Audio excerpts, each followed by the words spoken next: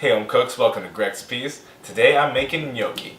Gnocchi are like little potato dumplings that you can basically treat like pasta. You can just pair them with any kind of sauce you want, and they're really simple to make. And depending on the kind of sauce you use, they're even vegan. You'll see a lot of gnocchi recipes call for putting egg into the dough, but traditional gnocchi is just potatoes and flour, no egg. So if you want to do it the traditional way, skip the egg.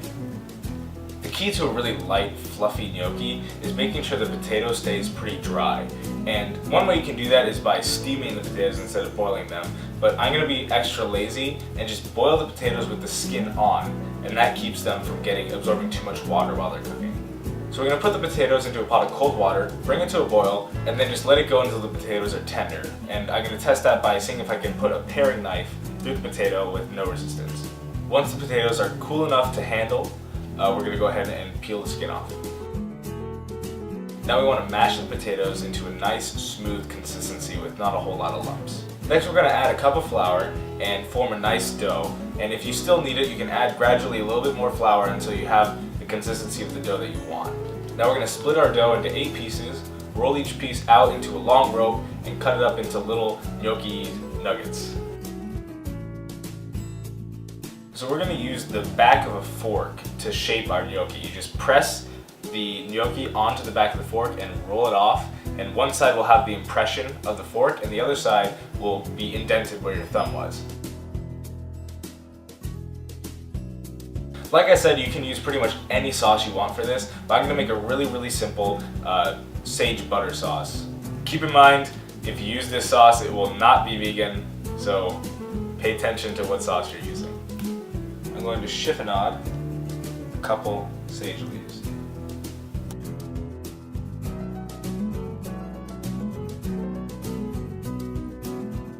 The water is starting to boil, so I'm going to start preparing my sage butter sauce with butter, sage, and a little bit of black pepper. Next we have to boil our gnocchi. You'll know the gnocchi is done because it'll float to the top. You want to let it boil for like 10-15 more seconds after it's floated to the top, then take it out and put it right into whatever sauce you have ready for it.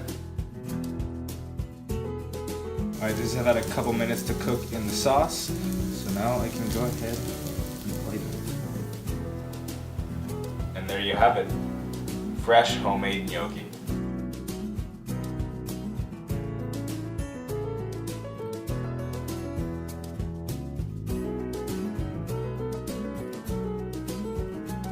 Alright, well as always, let's take a bite.